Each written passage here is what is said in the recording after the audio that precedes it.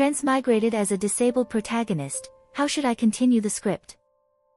Chapter 9, The Grey Mist. Over a month later, Tezuka Osamu celebrated his 14th birthday while staying with the Port Mafia. The leader of the Port Mafia, bedridden and consumed by madness, used the organization to further train Yakimaru in handling both firearms and cold weapons.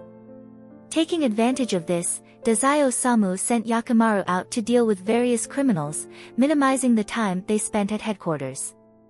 The old man had a twisted fascination with Yakimaru, though unfortunately, it was a morbid interest focused on torment and destruction. As the old man clung to life, his attitude shifted, from initially looking down on Yakimaru with admiration, to soon being overcome with envy at the unyielding and resilient life force within the boy. This transformation took place in just a short time. If devouring Yakimaru could grant him vitality, the old man would likely not hesitate to give the order. Such is human nature. The virtuous, when faced with Yakimaru, are provoked into feeling shame and sympathy, appreciating the health they possess that was not easily earned.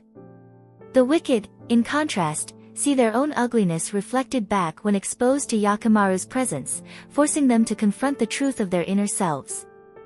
Returning once again to the bandit's den, Tezuka Osamu was teaching Yakimaru how to write with his right hand. Birthday. Birthday.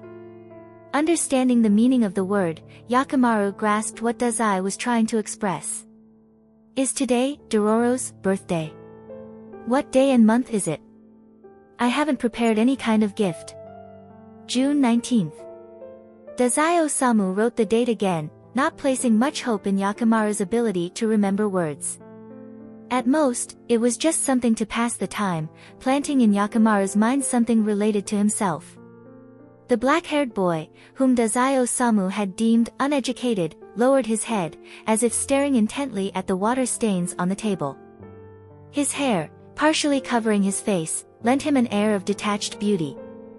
Then, Yakimaru's fingers moved, and using his damp fingertip, he deliberately wrote. Happy birthday. Whoa.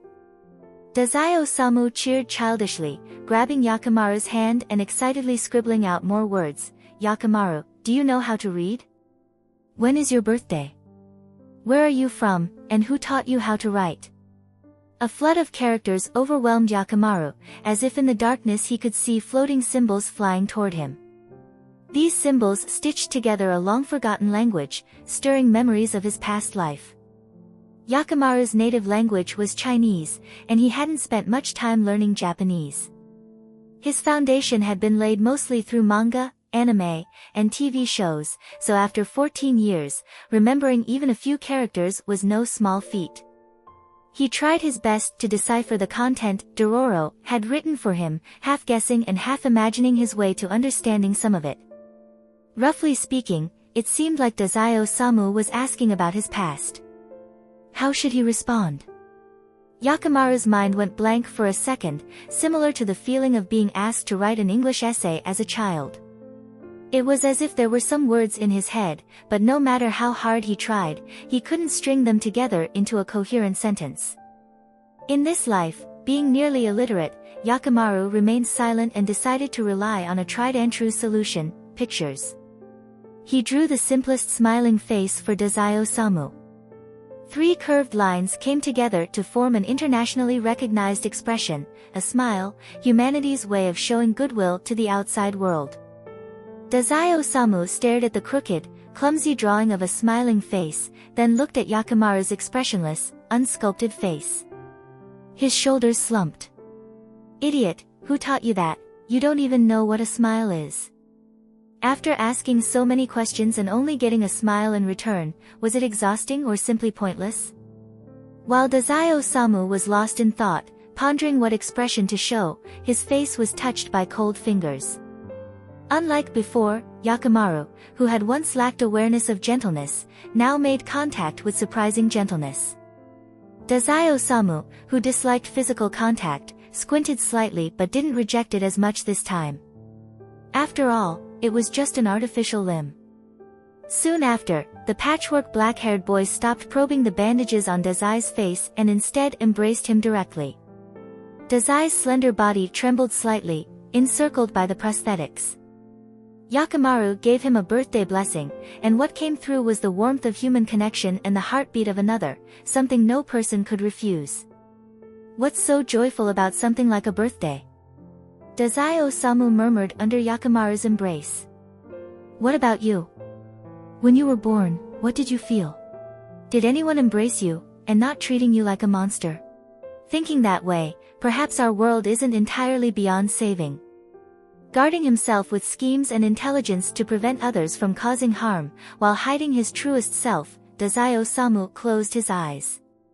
Letting his hair fall to obscure them, he allowed himself a moment of peace, detached from the world. Hello, Yakimaru. In the darkness, Yakimaru saw himself holding a white flame, burning strong. A flame smaller than his own, barely taking the shape of a small figure, this flame was unclear, its form indistinct. It lacked the previous appearance of loneliness and helplessness.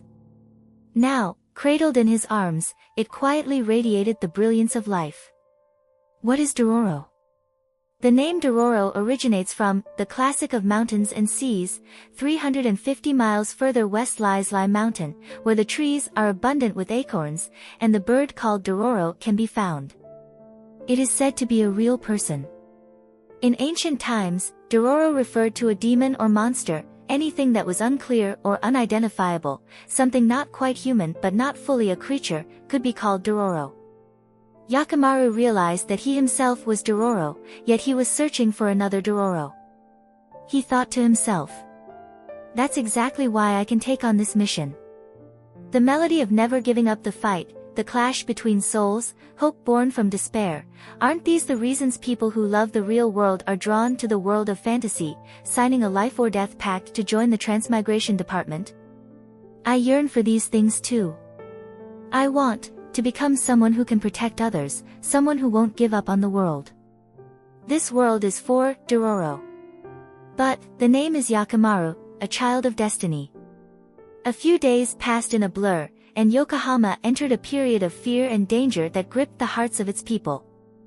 On a stormy, dark night, Yakimaru was once again drugged by Dazai Osamu. The leader had summoned them both, but Dazai Osamu didn't plan on bringing Yakimaru along.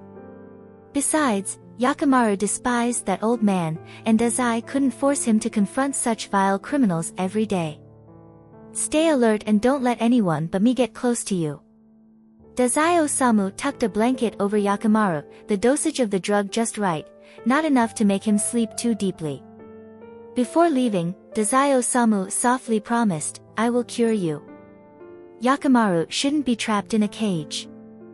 An organization like the Port Mafia, which thrives on chaos and killing, would never treat Yakimaru kindly.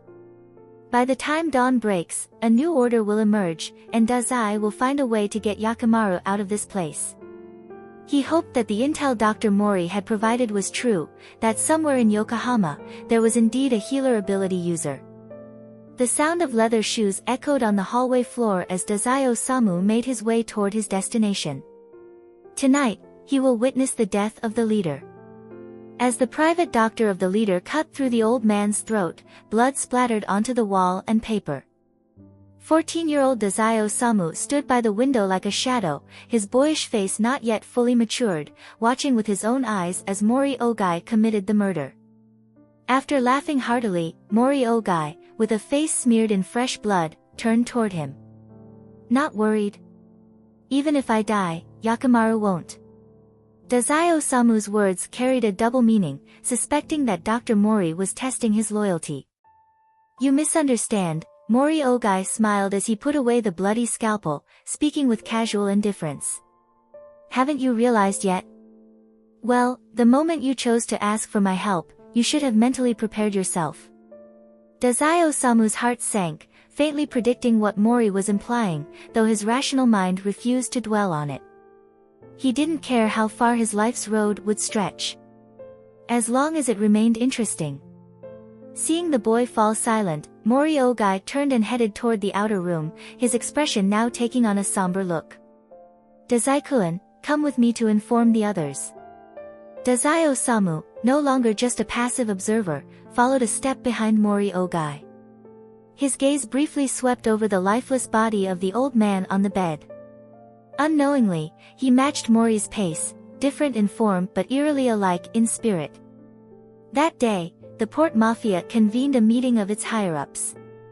The main topic of discussion was the leader's death and the significant event of entrusting the Port Mafia to Mori Ogai before his passing. And Dazai Osamu was the key witness to it all. Throughout the entire day, Dazai Osamu endured suspicion and questioning from various angles. He never changed his story. Yes, that's exactly what the leader said. While gravely ill, he chose Dr. Mori as the next leader. Even the most skilled experts in psychology could not discern whether Dazai Osamu was telling the truth or lying. His heartbeat, facial expressions, and subtle movements all remained unchanged, tightly controlled within himself. Mori Ogai had never admired a young boy as much as he did now. Dazai-kun, you're a natural minds manipulator. Sooner or later, you'll fall into the depths of darkness. Mori Ogai walked over, stepping past the gazes of others, and placed a hand on Dazai Osamu's shoulder. Everyone, there's no need to press a 14-year-old child. The leader's interest in him and Yaki-kun wasn't recent. This was purely a coincidence, as the leader's health had already been failing for a long time. After expressions of sorrow and lament passed, Mori Ogai, with an air of compassion, sent Dazai Osamu off to rest. Yaki-kun is waiting for you. Go and get some rest. Dazai Osamu obediently responded, and without hesitation, he went back to find his companion. The higher-ups of the Port Mafia could clearly see that Dazai Osamu and Dr. Mori weren't close. No normal person would conspire with another to falsify the leader's last words, risking their own life in the process. This absurd situation is likely the truth. Thinking back to the leader's erratic behavior during his illness, the faces of the Port Mafia executives darkened. A few who had already sided with Mori Ogai suppressed their relief, exchanging glances with each other, knowing that a shift in the Port Mafia's leadership was inevitable. The executive Ozaki Koyo sat at the conference table, her wide sleeves concealing a hand that covered her mouth. She was smiling, just barely enough to notice. The leader, finally dead. When Dazai Osamu returned and reached to open the door, he couldn't help but pause. His hand recoiled from the door handle, and Dr. Mori's words, like a curse, echoed in his ears. You should have been mentally prepared when you chose to ask for my help. Proximity to vermilion makes you red, proximity to ink makes you black. Anyone with a bit of understanding of Japanese culture knows this principle, and Dazai Osamu was no exception. Before meeting Dr. Mori, the most reckless thing he had ever done was picking locks and breaking into private homes. Even when targeting the sheep organization, it was always minor schemes to sow discord, never harming anyone. He had never killed anyone. The leader was killed by Dr. Mori, and Dazai's role was merely to provide a false alibi for him. This was a good thing. Yokohama would finally find some peace, and the leader's death would save countless innocent lives. Dazai Osamu used this method to self-hypnotize, employing real hypnotic techniques to suppress the overwhelming dark thoughts from today. He didn't want to ruin Yakimaru's trust over the death of an old man.